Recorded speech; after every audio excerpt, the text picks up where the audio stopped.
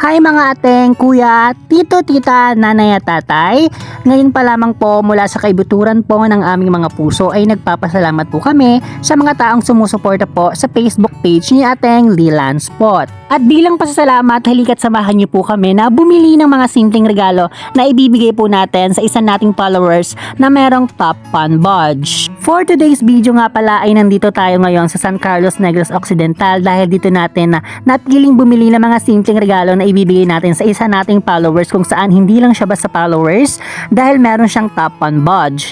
Isa lang ang ibig sabihin nito kung meron kang Top Fun Badge. Ibig sabihin, active ka sa mga comment, sa mga pag-like, share na mga post na nagmumula sa ating page. At dahil nga natuwa si Ateng Lilan Spot sa mga followers natin na merong Top Fun Badge, ay pumili siya ng mga iilang followers at tinanong niya ito kung gold ba or cash ang kanilang pipiliin.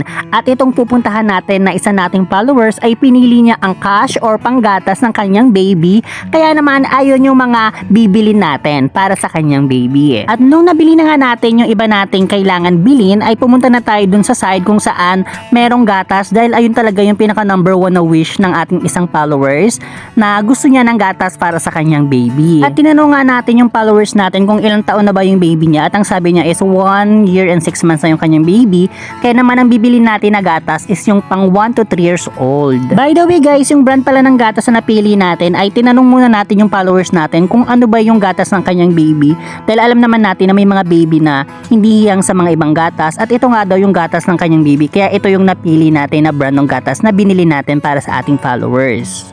Nagpapasalamat nga kami sa followers na ito ay talagang nakikita namin na napaka-supportive niya sa ating Facebook page dahil in-stock din namin yung kanyang Facebook at nakita namin na talaga namang sinishare niya yung mga bawat post ni Ateng Lilan Spot.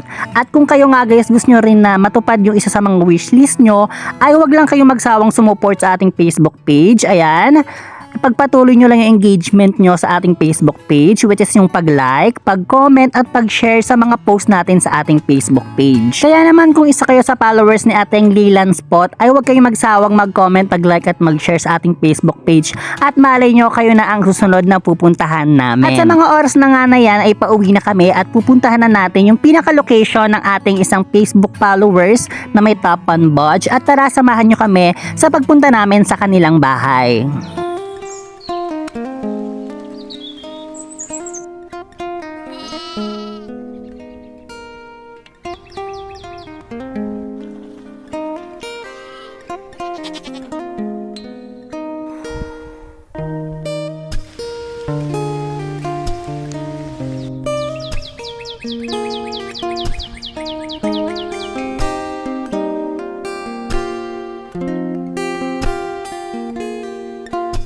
At ito na nga guys, nakapunta na nga tayo dun sa pinaka-location ng ating isang followers na merong Top Fun Badge. Ayan, ang kanyang baby. Hello baby!